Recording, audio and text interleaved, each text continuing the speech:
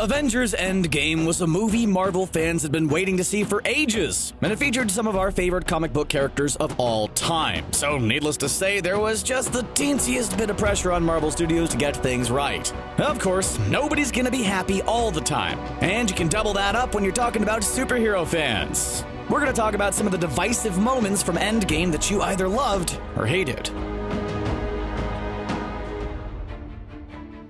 We always knew that the Incredible Hulk loves to smash stuff, but some fans weren't crazy about him finally smashing the barrier between himself and Bruce Banner. The movie Thor Ragnarok kicked off a major character arc for both Bruce and the Hulk, as we finally got to see that the Hulk is more than just a mindless smashing machine. He's actually capable of experiencing emotions other than anger, and he isn't any happier about their arrangement than Bruce Banner is. In Avengers Infinity War, we learned Hulk really doesn't like getting bested by Thanos, or doing all the work while Bruce just kicks back. When Hulk refused to come out and play during battle, we knew something was up, and this could mean the introduction of a new Marvel character in Avengers Endgame. Sure enough, we were introduced to a fusion of Bruce Banner and the Hulk, similar to Professor Hulk in the comic books. This character has the raw strength of the Incredible Hulk, but with the brilliance and even-keeled temperament of Bruce Banner. To many, it seemed like the best of both worlds, but some fans aren't happy about it. They miss seeing the smash-happy Hulk rampaging around and laying waste to everything around him. Marvel Studios didn't get to be where it is today without taking risks, and they took a pretty major one in the lead up to Avengers Endgame. They introduced a new character right before their most highly anticipated movie of all time. One frequent criticism of Infinity War was that there were too many characters, so adding another one that nobody was familiar with made a lot of fans nervous. But of course, we're sure Marvel felt a lot better about it once Captain Marvel raked in $1 billion at the box office. With the massive success of her standalone movie and the mostly positive reception of Brie Larson's depiction of Carol Danvers, many were eagerly anticipating seeing her in Endgame. We couldn't wait to see her interact with other characters, display her powers, and just generally be her awesome self. The problem was that we barely got to see any of that. People who aren't fans of her character were surely relieved she was barely in the movie, but the rest of us were disappointed. She pretty much saved Tony Stark and Nebula, and then showed up at the end to fight Thanos. Apparently, she was too busy with important space business to help undo the decimation. One of the many things we love about Marvel movies is that their characters are relatable, and their movies often deal with real-world problems. In Iron Man 3, we learned that Tony Stark was traumatized by the events of the Battle of New York. He displayed PTSD-like symptoms and suffered from serious panic attacks. This situation was treated with gravity, and Tony was treated with dignity by those around him. But sadly, the God of Thunder didn't get the same treatment in Endgame. After losing his entire family, his home, half his people, and feeling like a colossal failure, Thor was clearly in a serious struggle with depression. His poor housekeeping skills, weight gain, and lack of self-care are classic signs of depression. But instead of reacting with concern or treating Thor's issues with the respect they deserve, they were played off for cheap laughs. Are we really still using fat as a cheap way to convey funny in 2019? While some fans cackled over the Big Lebowski references, others were disappointed by Marvel. Why was Tony's trauma treated with respect while Thor's was played off as a joke? Was it because Tony's mental health issues didn't result in weight gain like Thor's did?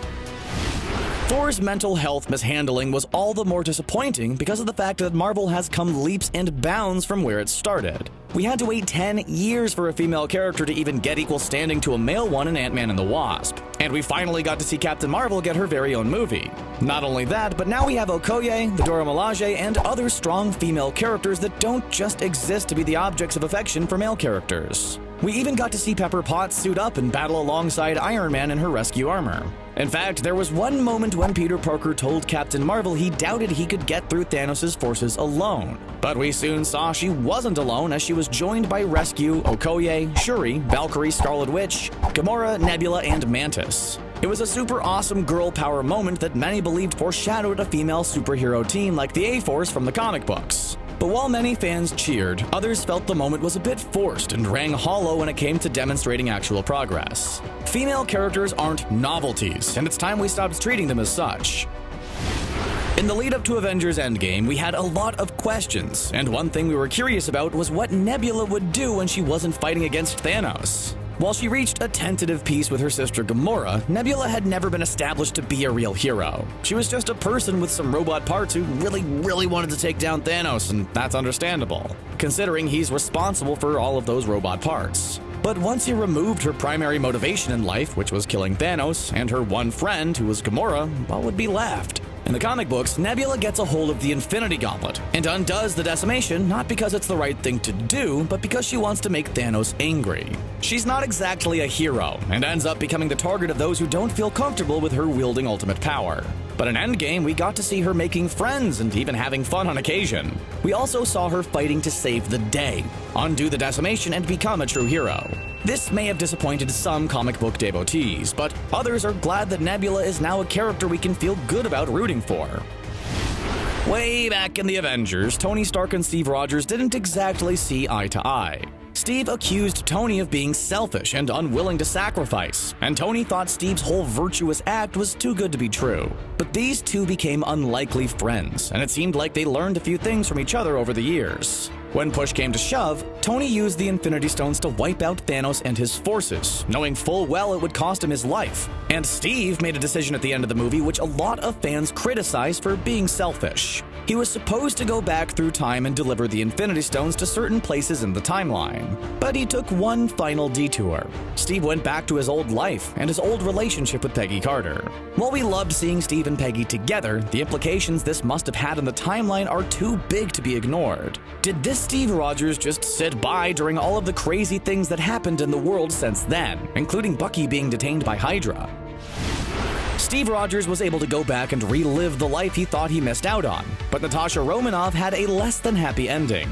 In the MCU, her character committed many questionable actions in the name of duty, and then subsequently spent years trying to make up for it. Even after the decimation, when heroes like Captain America, Iron Man, and Thor all quit being heroes, Natasha was still hard at work, keeping the world safe. Which was why so many fans were upset to see her sacrifice herself in order for Clint Barton to obtain the Soul Stone. She seemed to focus on the fact that Clint had a family and she didn't. This brought back unpleasant memories of Age of Ultron, where she talked about being sterilized and unable to have children.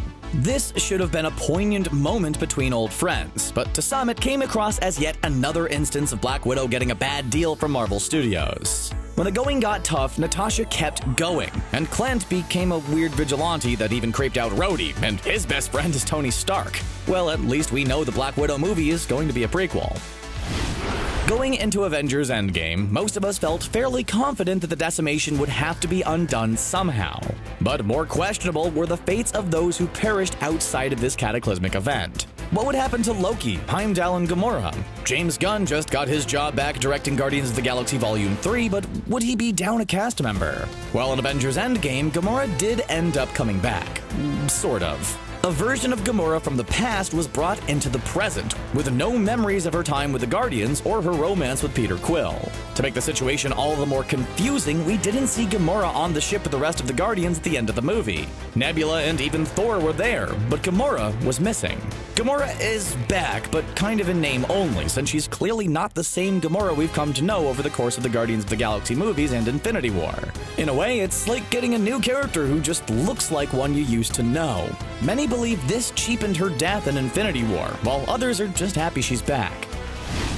We all know that the Infinity Stones are nothing but trouble, but one of them stands out as being particularly problematic. Unlike the other Infinity Stones, the Soul Stone didn't make an appearance in the MCU prior to Infinity War, when Thanos and Gamora traveled to Vormir in order to obtain it. It turns out the Soul Stone has a policy concerning who can possess it, and in order to do so, you need to make a sacrifice. Thanos sacrificed Gamora, and in Endgame, we saw Natasha Romanoff sacrifice herself so Clint could take the stone. But what's up with the Red Skull? After Infinity War, the Russo brothers claimed that when Thanos took the stone, it freed up Red Skull to do whatever he wants. But how is he even going to get off of Vormir? He only got there because of the Space Stone, which is now also gone. And if he does manage to get back to Earth, is he just going to be a spooky Grim Reaper ghost forever? Some fans are just excited to see the Red Skull whenever he shows up, but others wish he'd return to his roots, or at least to planet Earth.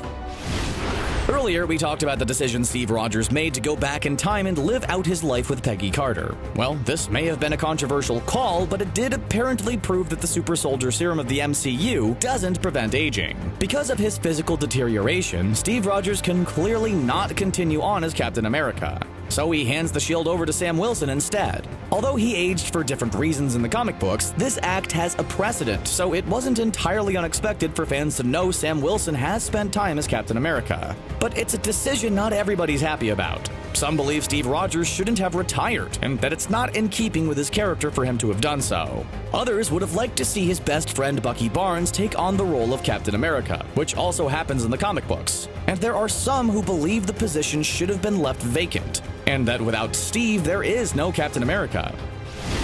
In Avengers Infinity War, we saw Doctor Strange check out 14,605 possible futures, and only saw a single one where our hero succeeded. Right after this happened, he also handed the Time Stone over to Thanos in order to save Tony Stark, despite previously claiming he'd never do so. This made many fans assume correctly that Tony Stark would play an integral role in undoing the decimation and defeating Thanos. But things didn't quite play out that way. Yes, Tony Stark wielded a new Infinity Gauntlet, and with a final "I am Iron Man," dusted Thanos away and saved the day. But how did we get to this point? Yes, there was a lot of blood, sweat, tears, and movie references, but there was also a single moment of pure chance. If that rat hadn't walked over the controller in Luis's van, Scott Lang would have remained trapped in the quantum realm. This means nobody would have had access to Hank Pym's technology. Tony Stark wouldn't have figured out time travel, and the decimation wouldn't have been undone. Fans are split on whether having such a random act kick off the day being saved was a stroke of genius or a sizable plot hole. If there's one thing we love seeing in a Marvel movie, it's a callback to the comic books, and Avengers Endgame didn't disappoint on this front. After traveling back in time, Steve Rogers ends up in an elevator with a bunch of Hydra agents masquerading as S.H.I.E.L.D. employees. It's almost exactly like the infamous elevator scene from Captain America: The Winter Soldier, but instead of fighting against everyone like he did in that movie, Steve tries to convince them to hand over Loki's scepter using his words. When at first he fails to convince them, he utters the words "Hail Hydra," which gets them to turn over the scepter. This is a reference to one of the most controversial comic book storylines, which involved Captain America fighting for the Nazis instead of against them. Many comic book fans cheered at this awesome callback in Endgame, but for some it was a reminder of one of their least favorite storylines of all time. Earlier, we talked about the problem with Gamora returning in Avengers Endgame, and how the future of the Guardians of the Galaxy seemed uncertain. But there's an even bigger question at play here, since we saw Thor boarding the Guardian ship. He jokingly referred to them as the Asgardians of the Galaxy, and Star-Lord started an argument over who got to touch the maps. But what was really going on here? Guardians of the Galaxy Volume 3 has been in the works for quite some time now, so it seems unlikely that Thor is just going to start hanging out in this totally different franchise. But then again, where's he going to go? Old Asgard is gone, and Thor made it clear that he couldn't possibly be less interested in new Asgard. Are Nebula and Thor going to join the Guardians of the Galaxy? This seems like a rather polarizing move that some fans would love and others would hate. And if Thor is just getting a ride somewhere, then why tease us by thinking he's going to be working alongside the Guardians? Of course, we all wanted to know why Clint Barton was completely absent from Avengers Infinity War. Sure, he was on house arrest following the events of Captain America: Civil War, but that's no reason not to try your best to save the world. We were glad to see him show up in the trailers for Avengers Endgame, but there was no denying he looked quite different than the last time we saw him. Clint looked less like the Hawkeye we were familiar with in the MCU and more like Ronin from the comic books. He took on the title Ronin, which marked a different and difficult time in his life. We assumed his character in Endgame would develop similarly, but what we got was something quite different. Clint lost his family in the decimation and apparently turned into an ultra-violent vigilante. But all of this is kind of glossed over, and the 5 years since the decimation is just skipped. As soon as Natasha Romanoff shows up, Clint is back to his normal self like he didn't just spend years slaughtering people with reckless abandon. Some fans were just happy to have Clint back in the fold, while others felt the whole Ronin thing was an unnecessary and largely unexplored addition to the movie. As much as we love the Marvel Cinematic Universe, it definitely has its flaws. For a long time, one of its major issues was that they liked to trick us by making us think characters had perished, only for them to show up again later, perfectly fine. This made it difficult to get worked up when characters seemingly passed away, because the odds were good that they were going to show up later perfectly fine. And it was something Marvel Studios knew about, because Thor even made a joke about it in Avengers Infinity War when he said he believed Loki was really gone for real this time. It also made us suspicious that characters aren't really gone, which is why there are so many theories that Eric Killmonger is totally going to come back for Black Panther 2. And this was something that bothered a lot of fans about the decimation. Of course, it was going to be undone, because Marvel couldn't just kill off so many popular characters in one fell swoop. And then, what do you know, in Endgame, everyone ended up coming back. It's not like we weren't glad to see characters like Spider-Man, Black Panther, and Scarlet Witch return. It's just that bringing everyone back meant the decimation really lost a lot of its gravity. How did you feel about these divisive movie moments in Avengers Endgame? Stop by the comments section to tell us all if you loved them or hated them. And then click on that subscribe button for more great videos from us here at CBR. Thanks for watching, and we'll see you again next time.